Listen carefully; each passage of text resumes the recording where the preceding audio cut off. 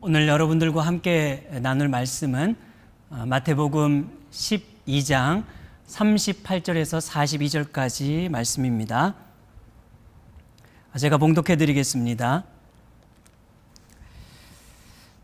그때 서기관과 바리새인 중 몇 사람이 말하되 선생님이여 우리에게 표적 보여주시기를 원하나이다. 예수께서 대답하여 이르시되 악하고 음란한 세대가 표적을 구하나 선지자 요나의 표적밖에는 보일 표적이 없느니라. 요나가 밤낮 사흘 동안 큰 물고기 뱃속에 있었던 것 같이 인자도 밤낮 사흘 동안 땅 속에 있으리라. 심판 때에 니느웨 사람들이 일어나 이 세대 사람을 정죄하리니 이는 그들이 요나의 전도를 듣고 회개하였음이거니와 요나보다 더 큰 이가 여기 있으며 심판 때에 남방 여왕이 일어나 이 세대 사람을 정죄하리니 이는 그가 솔로몬의 지혜로운 말을 들으려고 땅 끝에서 왔음이거니와 솔로몬보다 더 큰 이가 여기 있느니라. 아멘. 여러분 평안하셨습니까? 오늘 말씀을 나누기 전에 몇 가지 광고 말씀을 드리도록 하겠습니다. 신약 성경 필사하실 분들을 모집하고 있습니다. 성경 말씀을 이렇게 옮겨 적으면서 말씀과 동행하기를 원하시는 분들, 우리가 9월부터 12월까지 이렇게 천천히 신약 성경을 한번 기록하면서 묵상하고자 하는 분들은 꼭 말씀해 주시기 바랍니다. 그러면 성경을 필사할 수 있는 노트와 펜을 여러분들에게 전해 드리도록 하겠습니다. 10월 4일에는 또 장로님과 더불어서 여러분 각 가정을 신방할 예정입니다. 또한 교회 그동안 6월부터 8월까지의 우리가 재정 내역도 우리가 함께 모일 수 없는 그런 어려움이 있기 때문에 지난번처럼 여러분들에게 전해드리도록 하겠습니다. 최근 이 캘리포니아에 발생한 산불이 지금 계속 진화 작업에 어려움을 겪고 있습니다. 아무쪼록 하나님께서 이 산불이 하루속히 진화되고 또 그로 인하여 피해를 입은 모든 분들에게도 위로해 주시기를 또 함께 해 주시기를 기도해 주시기를 부탁드립니다. 마지막으로 우리가 정말 만나지 못한 지가 참 오래된 것 같아요. 아직도 계속 우리 모임을 할 수 없는 상황인데 여러분 좀 서로에게 관심을 가지고 또 전화로나마 또 카톡으로나마 또 연락을 주고받으시며 또 관계를 계속 이어갈 수 있기를 주님의 이름으로 부탁드리겠습니다. 오늘부터 마태복음과 요한복음에 나오는 표적이라는 주제를 중심으로 예수가 누구인가, 또 예수를 믿는다는 것이 무엇인가를 살펴보면서 우리의 신앙을 점검해 보고자 합니다. 신앙생활에 있어서 신비한 무엇을 보았는가 혹은 어떤 영적인 체험을 했는가 보다도 중요한 것은 하나님이 누구이시고 하나님께서 우리를 위해 무엇을 행하셨는가를 아는 것입니다. 그 하나님을 알아가는 알미 믿음의 기반이고 그리고 건강한 믿음은 하나님과 예수 그리스도를 아는 지식 위에 세워지기 때문입니다. 오늘날 적지 않은 분들이 이 하나님을 알아가는 그런 열심보다도 어떤 체험적인 신앙을 의존하는 경향이 있지 않습니까? 그러다 보니 균형 있는 신앙을 잃어버리기도 하고 또한 좀 왜곡된 신앙으로 빠지는 경우가 있지요. 그런 면에서 우리가 하나님을 먼저 잘 아는 것, 그리스도를 먼저 잘 알아가는 것이 얼마나 중요한지 몰라요. 사실 우리는 성경에 기록된 모든 기적을 가감 없이 믿습니다. 하나님의 능력을 부정하지 않지요. 그러나 성경에 기록된 그 이적들을 우리는 이적 자체로 보기보다 그것을 통하여 주시고자 하는 궁극적인 메시지가 있다는 것을 우리 간과하지 말아야 하는 것입니다. 자, 그런 점에서 정말 이 시대에 가장 필요한 중요한 표적, 우리가 구하고 찾아야 하는 그 표적이 무엇인가 오늘 나누고자 하는 것입니다. 오늘 본문을 보면 바리새인과 서기관들이 예수님께 나와 표적을 보여달라는 질문으로 시작되고 있습니다. 여러분 38절 말씀 보면요, 그때 서기관과 바리새인 중 몇 사람이 말하되 선생님이여 우리에게 표적을 보여주시기를 원하나이다. 아멘. 종교 지도자들은 왜 표적을 지금 구하고 있는 것일까요? 무슨 표적을 원하는 것입니까? 38절에 있는 그때라는 우린 접속사를 볼 때에 앞에 있는 내용과 아마 연관성이 있음을 알 수가 있습니다. 본문 바로 앞에 22절과 37절까지의 말씀을 보면 예수님께서 귀신 들려 눈 멀고 말 못하는 한 병자를 고쳐주시는 사건이 기록되고 있습니다. 그 장면을 지켜보았더니 바리새인과 이 서기관들은 이것은 귀신의 왕인 바알세부를 힘입어 한 것이라 그렇게 말하면서 예수님의 치유 사건을 귀신이 하는 것으로 치부해 버리지요.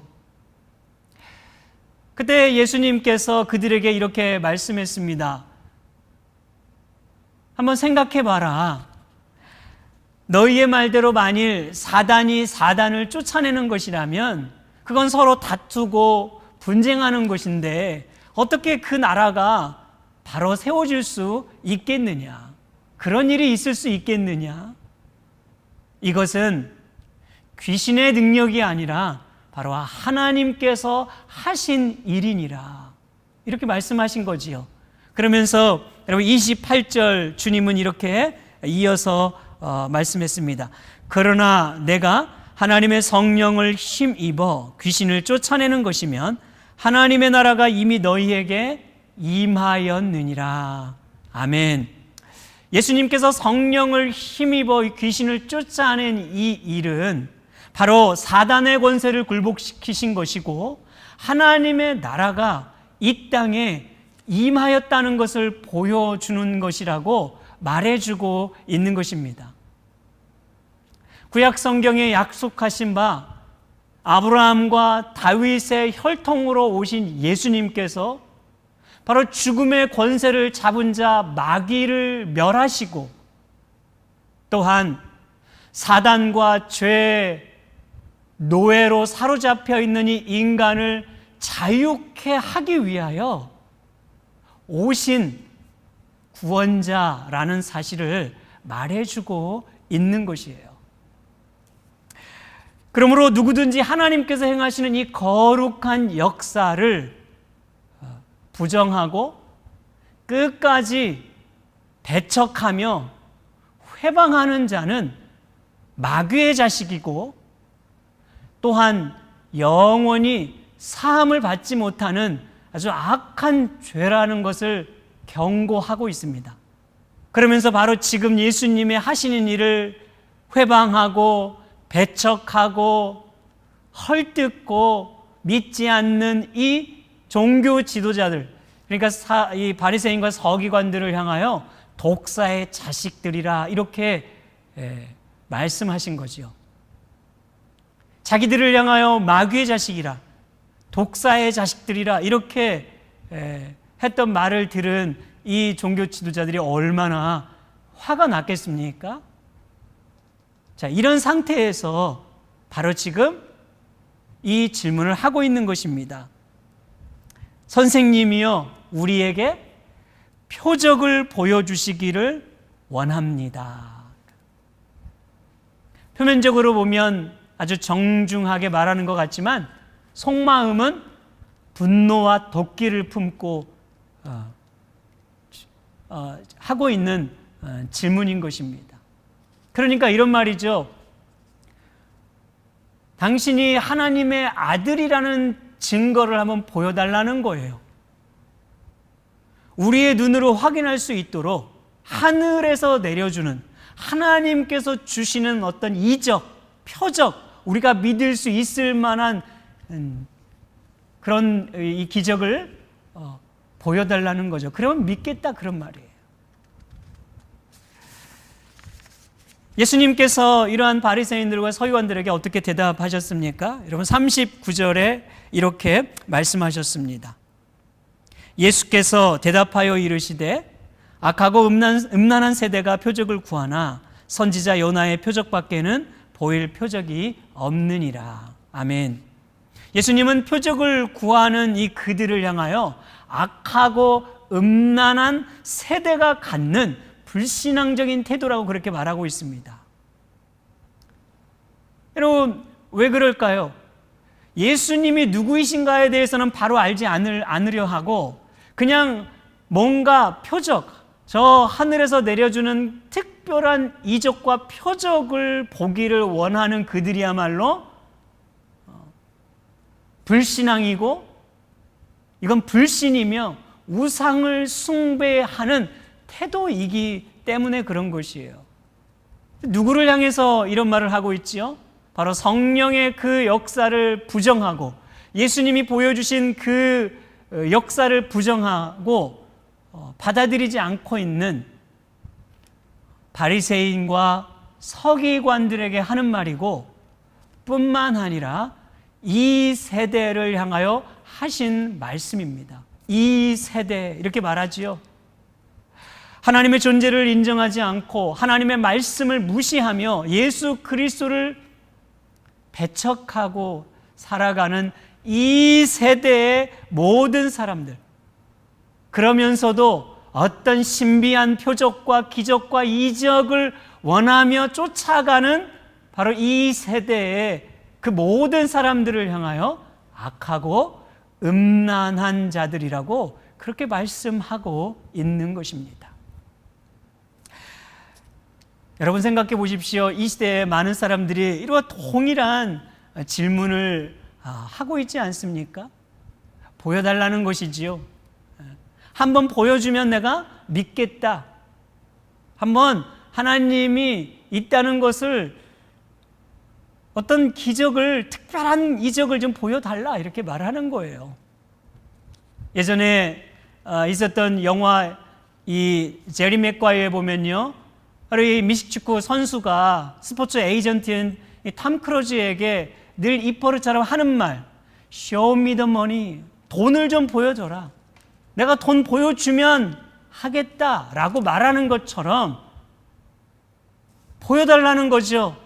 이적을 보여줘봐라. 존재를 보여줘봐라. 무슨 특별한 표적을 보여줘봐라. 내 눈으로 볼 수 있다면 내가 믿겠다라고 말한다는 거예요. 여러분, 이런 사람들이 우리 주변에도 있지 않습니까? 아니, 어쩌면 저와 여러분, 우리 자신의 마음에도 늘 하나님을 향하여 이런 질문, 이런 의심을 던지고 있지는 않으세요? 오늘 예수님께서 이렇게 질문을 하고 있는 그들을 향하여 여러분 뭐라고 대답합니까? 이렇게 말씀하셨습니다. 악하고 음란한 세대에게 내가 볼 수 있는 표적은 요나의 표적밖에 없느니라. 오직 요나의 표적만이 유일한 표적이라고, 예수님께서 그들에게 보여줄 수 있는 표적이라고 말하는 것이에요. 여러분, 예수님은 사실 얼마나 많은 기적과 이적을 행하실 수 있는 분이에요. 그럼에도 불구하고 주님이 지금 뭐라고 말씀하고 있습니까? 너희들이 기억해야 할 표적 딱 한 가지가 있다. 그것이 바로 요나의 표적, 이것이면 된다고 말씀하고 있는 거예요. 이 표적이라는 단어는요, 헬라어로 이 세메이온이라고 하는데, 영어로는 사인이라고 번역이 됩니다. 사인. 한마디로 말하면 표지판 이런 뜻이지요. 우리가 여행을 갈 때, 올해는 많은 분들이 사실 여행을 잘 못 가고 있지만, 어디 우리가 여행을 가면은 자동차를 몰고 이렇게 목적지를 향해 가다 보면은 그 목적지를 알려주는 표지판이 있잖아요.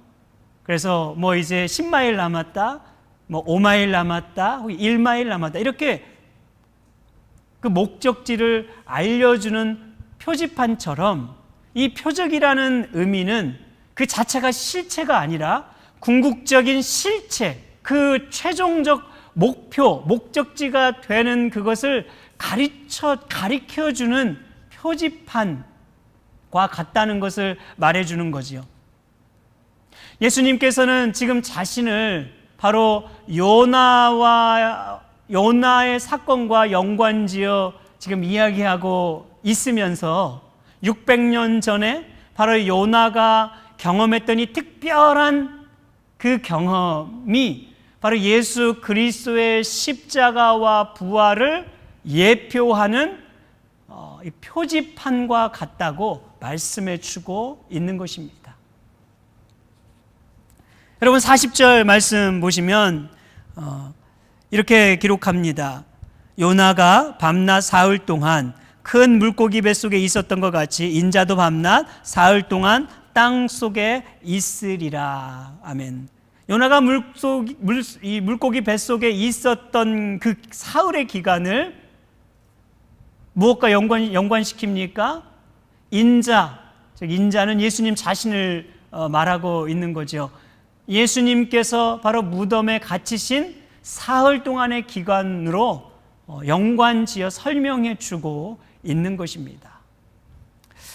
그럼 여러분, 요나는 어떤 인물입니까? 선지자 요나는 니느웨에 가서 그 하나님이 말씀하신 심판의 말씀을 전하라고 하신 명령을 거부하고 니느웨의 반대편 다시스로 배를 타고 도망을 쳤습니다. 그런데 하나님께서는 이 도망치고 있는 요나를 쫓아오시죠. 풍랑을 일으켜서 요나에게 찾아오시고, 그리고 그 배에서 요나를 바다에 빠뜨려 그걸 물고기에게 삼켜 먹게 하셨습니다. 요나는 그 물고기 뱃속에서 회개하지요. 그러자 3일 후에 하나님께서는 그 요나를 다시 물고기로 하여금 토해내게 해서 물고기 밖으로 나오게 하셨습니다. 그리고 요나는 이제 다시 하나님의 말씀에 순종하여 니느웨로 갑니다. 그리고 그곳에 바로 그 심판의 말씀을 선포하게 될 때에 그 니느웨의 온 백성이 회개하여 하나님께 돌아오는 그 영적 부흥을 경험하게 되는 것이지요. 여러분, 요나가 왜 니느웨로 가기를 원치 않았을까요? 그는 이스라엘을 괴롭혔던 그 니느웨가 바로 하나님으로부터 용서를 받는 것, 그것을 원치 않았고 심판을 받아 마땅한 그런 백성들이라고 여겼기 때문입니다. 이렇게 여러분, 요나는요 자기의 경험을 이렇게 설명하고 있어요. 요나서 2장 2절에 보면 말하기를 내가 수올의 뱃속에서 부르짖었더니 이렇게 말합니다. 이 수올이라는 단어는 무덤, 죽음, 사람의 처소라는 그런 뜻이죠. 그러니까 요나가 죽음을 경험했다 그런 말이에요. 요나서 또 2장 6절에 보면 이렇게 말합니다. 주께서 내 생명을 구덩이에서 건지셨습니다. 그러니까 요나는 4일간 죽었다가 다시 살아난 것이라고 지금 고백하고 있는 것이죠. 이처럼 요나는 물고기 뱃속에서 옛사람이 죽고 새 사람으로 다시 변화하여 하나님이 맡겨주신 그 심판의 복음을 전하라는 그 사명을 잘 감당했던 것입니다.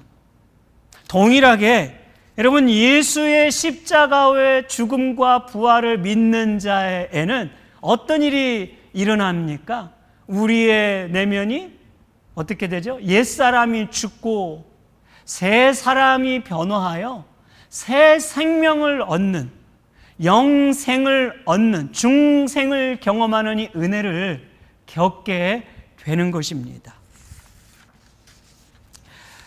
이렇듯 요나가 물고기 뱃속에 3일 동안 갇혀 있었던 것처럼 예수님께서도 무덤에 3일 동안 갇히셨습니다.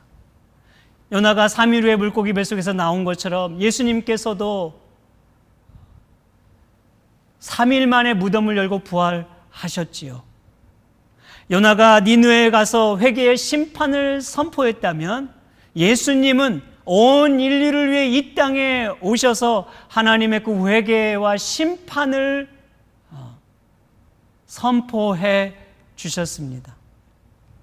요나가 하나님의 말씀대로 순종했던 선지자였다면 예수님은 하늘 아버지의 뜻을 이 땅 가운데 드러내기 위해 순종하셨던 참 선지자였다고 말씀하고 있는 거예요. 이렇게 예수님만이 바로 구약의 모든 예언을 성취하시고 약속대로 오신 참 메시아, 참 구원자라는 그 사실을 말하고 있는 것이에요.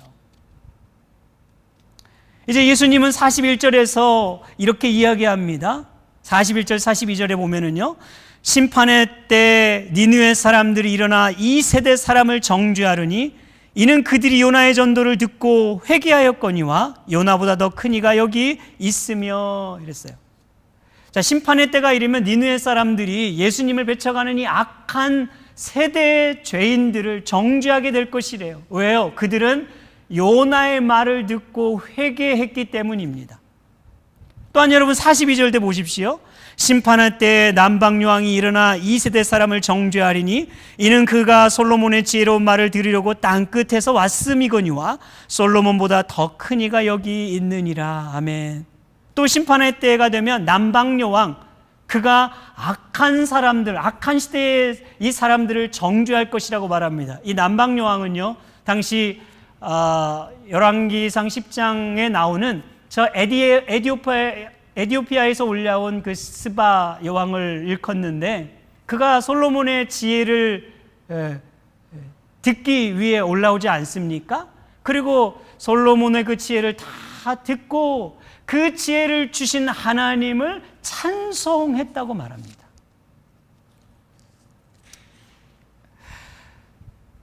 그러면서 예수님께서 이렇게 말하는 거죠. 봐라, 구약의 그 인물들, 요나, 솔로몬, 그들은 다 실체가 아니라 그림자 아니었냐? 예수님 자신을 가르쳐주는 그림자였음에도 불구하고 그들이 전하는 그 말씀을 듣고 회개하였다면 하물며 그 그림자의 실체이시고 그 약속을 성취하기 위하여 이 땅에 오신 참 메시아, 하나님의 아들, 구원자이신 예수 그리스도께서 우리 곁에 오셔서 복음을 전하신다면 믿지 않아서야 되겠느냐? 그럼에도 불구하고 그 예수를 배척하고 그 예수를 부정하며 그 말씀을 받아들이지 않고 살아가는 이 죄인들이 얼마나 더 악한 것이며 그 죄가 무거운 것이겠냐고 주님이 말씀하고 있는 거예요.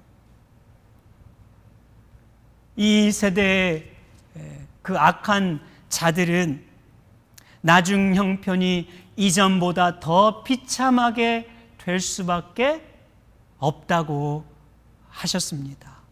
왜 그럴까요? 주님은 요나보다도 솔로몬보다도 구약의 그 어떤 위대한 인물보다도 더 크시고 위대하시며 하나님의 아들이 되신 만왕의 왕이시고 우리의 구원자이시기 때문입니다. 그러므로 악하고 음란한 이 세대를 향한 유일한 표적, 최고의 표적, 그리고 표적 중에 표적이 있다면 그것은 다른 것이 아니라, 그 어떤 것이 아니라 아버지의 그 최고의 뜻을 우리에게 보여주시기 위하여 이 땅에 오셔서 십자가에 죽으시고 부활해 주신 예수 그리스도의 십자가와 부활이라고 말씀하고 있는 거예요. 십자가와 부활이 가장 위대한 표적, 가장 유일한 표적이라고 이런 말씀하고 있습니다. 여러분, 십자가가 왜 유일한 표적이에요? 여러분, 십자가가 무엇입니까? 그것은 바로 대속의 십자가를 의미합니다. 우리가 감당할 수 없는 죄, 우리의 능력으로, 우리의 힘으로 평생 다 걸려도 갚을 수 없는 이 죄의 무게를, 멍에를 예수님이 십자가에 대신 짊어 주심으로, 감당해 주심으로 우리 죄를 사하여 주셨기 때문에, 바로 그 대속의 십자가이기 때문입니다. 여러분, 성경은 죄를 빚으로 말해요. 우리는 갚을 수 없는 빚이 있어요. 마태복음 18장에서 나온 비유처럼 1만 달란트 빚진 자가 있지 않습니까? 그 1만 달란트 빚이라고 하는 것은요, 그냥 평생 갚아도 다 갚을 수 없는 돈이에요. 아무리 돈을 많이 벌어도 다 갚을 수 없는 어마어마한 그런 액수의 빚이에요. 그런데 임금님이 아무 조건 없이 그냥 그를 긍휼히 여기시고 불쌍히 여겨주셔서 그 모든 그 빚을 탕감해 주지 않습니까? 이제 없던 걸로 하자. 괜찮아. 내가 아무것도 바라지 않아. 내가 없던 걸로 할 테니까 이 은혜 기억하며 너도 그렇게 살아라 라는 그 메시지가 바로 우리의 죄, 바로 우리가 갚을 수 없는 이 죄, 우리가 해결할 수 없는 이 죄를 위하여 대신 십자가에 죽어주시고 갚아주시고 해결해 주신 바로 예수 그리스도의 은혜를 말해주고 있는 것이에요. 우리는 하나님의 진노 아래 벗어날 수 없는 인생, 하나님의 그 형벌을 피할 수 없고 그 하나님의 멸망을 피할 수 없는 인생인데, 예수 그리스도께서 십자가에서 나를 위해 죽어주심으로 그 모든 진노와 심판에서 해방될 수가 있는 것입니다. 이것이 우리가 누리는 은혜입니다. 여러분, 인생의 최고의 표적은 바로 갈보리 언덕에 우뚝 솟은 십자가예요. 나를 위해 우뚝 솟아 그 십자가. 부활이 무엇입니까? 부활이라고 하는 것은 바로 사망 권세를 이겨주셨다는 말이죠. 그 부활하심으로 말미암아 새 생명과 영원한 생명, 영생을 확증시켜 주셨다고 말해주는 겁니다. 그래서 에베소서에서 이렇게 말하죠. 그리스도와 함께 우리가 살리심으로, 살아나게 하심으로 하나님 그 보좌에 앉아있게 하셨다 그랬어요. 여러분, 부활을 통하여 내가 영원한 생명을 얻은 자이고 내가 이제 하나님의 자녀가 됐다는 걸 확증해 주는 것이며 하늘의 시민권자로 살아갈 수 있는 자격과 특권을 가졌다는 것을 바로 이 부활을 통하여 우리에게 말해주고 있는 거죠. 이렇게 십자가와 부활을 통하여 바로 우리 자신이 죄에 죽고 의에 대해서 살아난 자임을 성경은 말해주고 있는 겁니다. 우리의 인생에 있어서 이보다 더 중대한 문제가 있습니까? 우리의 인생에 있어서 이보다 더 중요한 기적이 있겠어요? 사도 바울은 고린도전서 1장 22절 24절에서 말합니다. 유대인은 표적을 구하고 헬라인은 지혜를 찾으나 우리는 십자가에 못 박힌 그리스도를 전하니 유대인에게는 거리끼는 것이요 이방인에게는 미련한 것이로되 오직 부르심을 받은 자들에게는 유대인이나 헬라인이나 그리스도인은 하나님의 능력이요 하나님의 지혜이니라. 아멘. 보세요. 유대인이 구하는 표적은 결국 걸려 넘어지게 합니다. 헬라인이 구하는 지혜는 결국 어리석게 만든다고 했어요. 오직 그리스도만이 하나님의 능력이고 표적 중에 표적이라 이 말이에요. 그리고 하나님의 지혜라, 지혜 중에 참 지혜라고 말씀했습니다. 바울은 오직 이 복음만을 전한 것이지요. 그가 언변이 부족해서가 아닙니다. 그가 아는 것이 없어서가 아닙니다. 사도 바울은 누구보다도 박식한 사람이었어요.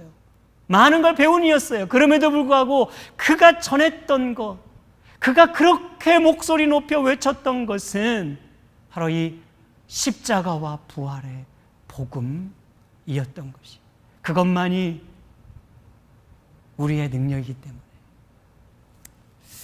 여러분, 어떤 기적을 원하십니까? 여러분, 기적이 무엇입니까? 제가 한 목사님께서 쓰신 글귀가 생각이 나는데요. 그분이 이렇게 말했어요. 이 세상에 존재하는 목적, 삶의 유일한 기적은 하나님께로 돌아가는 것이다. 그랬어요. 그리고 하나님께로 돌아가는 것이 가장 큰 기적이라고 말해요. 그렇지 않습니까? 우리가 이 땅을 살아가면서 최고의 복이 뭐겠어요? 하나님 우리에게 주신 복은 넓은 땅을 사고 넓은 집을 사고 좋은 직장을 얻고 죄 없는 사회를 만들고 편리한 이 세상을 만들어 주시는 것이 복이 아니라 하나님이 나의 하나님 되신다는 것과 그 하나님만을 예배하며 살아가도록 하는 것, 여러분, 이것이 가장 큰 기적입니다. 오늘 우리가 이 은혜를 입은 것 아니겠어요?